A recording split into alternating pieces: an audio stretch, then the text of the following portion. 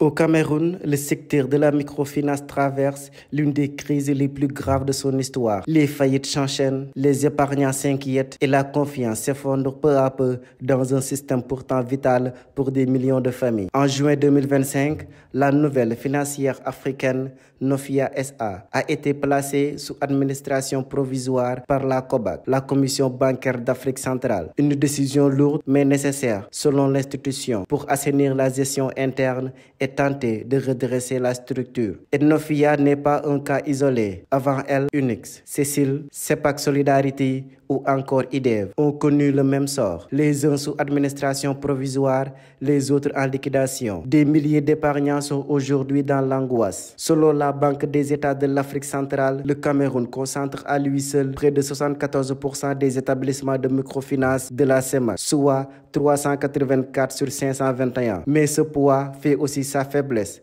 81% des créances douteuses de la région proviennent du Cameroun, soit près de 144 milliards de francs CFA. Les causes sont multiples: gouvernance défaillante, mauvaise gestion interne et réforme stricte de la COBAC depuis 2015. Désormais, les contrôles ne se limitent plus au ratio financier, mais s'étendent à la conformité, au contrôle interne et à la gestion des risques. Pour les spécialistes, ces sanctions sont un mal nécessaire. Mieux vaut des mesures correctives aujourd'hui qu'un effondrement total demain. Il appelle les établissements à se mettre rapidement en conformité et à renforcer leurs pratiques de gestion. Mais pour les épargnants camerounais, le mal est déjà fait.